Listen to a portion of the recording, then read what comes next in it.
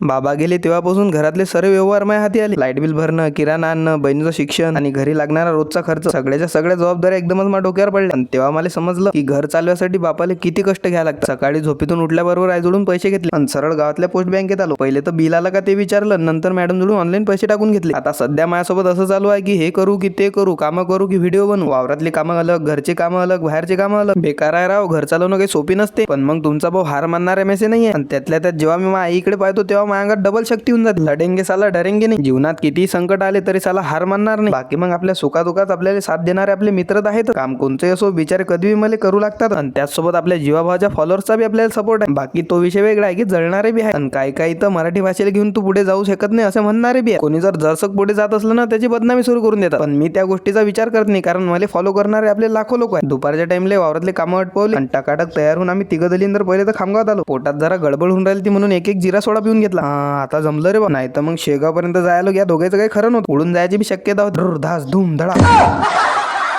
पुरे बेकारले का. शेगावात बी आता इंडिकेटर लागले. आता शेगावातले बी पोट्टे म्हणत जातील. पहिले अमेरिका वाले बोलते थे क्या है तुम्हारे पास, अब हम अमेरिका वाले को बोलते हैं क्या नहीं है हमारे पास. संत गजानन महाराजचं एवढं मोठं मंदिर आहे हमारे पास. स्पेशल मंदिराचे व्हिडिओ काढण्यासाठी रणित महाराज आहे हमारे पास. रणित महाराज आल्याबरोबर निकाल त्याच्या गाडीवर बसून दिला. तिथून सरळ आम्ही संस्थांच्या पार्किंग मध्ये आलो. म्हटलं बा टोपी घालेलं तर आता कोणी ओळखणार नाही. पण शेवटी आपले प्रेमाचे माणसं म्हणजे आपले फॉलोअर एकदम ओरिजिनल आहे ना. मी जर शॉल गुंडावून मी कुठे गेलो तर ते मला ओळखतात. आता याच्या पुढे काय काय झालं, रणित महाराजांनी मी कुठे कुठे फिरलो हे पाहायला भेटेन तुम्हाला आपल्या पुढच्या व्हिडिओ. त्यासाठी पहिले तर फॉलो करून घ्या.